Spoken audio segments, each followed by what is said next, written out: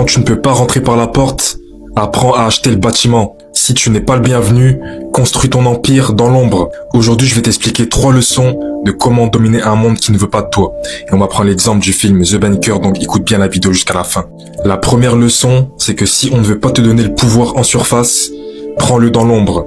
Bernard Garrett et Joe Morris savent qu'en tant qu'hommes noirs, ils ne seront jamais acceptés dans le business de l'immobilier dans les États-Unis des années 60. Ce qu'ils font, c'est qu'ils ne confrontent pas directement. Ils décident de s'adapter et de prendre un blanc pour le mettre au milieu de la scène.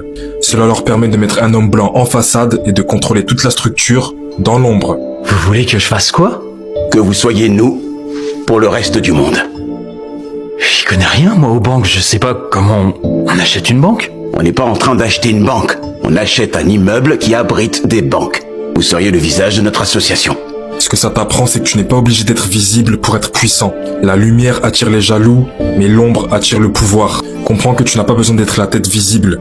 Tu as besoin d'être la main qui dirige. Donc arrête de chercher la reconnaissance, mais cherche plutôt le levier. Construis dans l'ombre, développe tes compétences, ton cash et ton propre réseau. Laisse les autres briller pendant que toi, tu contrôles la scène.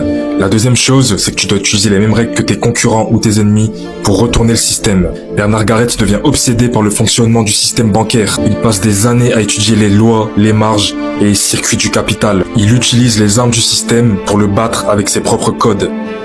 Oui. Et vous pensez que c'est conforme aux pratiques classiques du commerce? Si je suivais les pratiques classiques du commerce, je serais toujours cireur de chaussures au Texas, monsieur. Ce que tu dois comprendre, c'est que si tu veux battre un système qui ne t'accepte pas, apprends ses règles et deviens meilleur à son propre jeu. Étudie les règles du système et sois beaucoup plus malin que les personnes qui y sont nées. Sois le mec qui comprend le terrain mieux que les locaux. Si on t'a pas donné les clés, apprends à forcer la serrure. Et la troisième leçon, c'est que tu ne dois jamais demander la permission pour devenir grand. Dans le film, les deux entrepreneurs n'attendent ni reconnaissance, ni validation, ni légitimité. Ils avancent sans permission, sans justification et sans plainte. Monsieur Garrett, c'est Patrick Barker. Avez-vous donné mon nom pour obtenir un prêt de Monsieur Reed à la banque Mid-City? J'arrive pas à croire que ça ait marché. Moi, si. Demain, on rencontre les locataires, on se présente comme étant les associés de Matt, et on regarde les bras leur en tomber. Comprends que ceux qui demandent la permission vivent à genoux, et ceux qui agissent en silence prennent leur place au sommet. Donc arrête d'attendre qu'on t'autorise à évoluer et prends ta place. Laisse tomber le besoin de permission, agis, construis et avance. Incarne la discipline, le calme et l'audace d'un bâtisseur silencieux. Comprends que tu n'as pas besoin de validation ni d'un oui.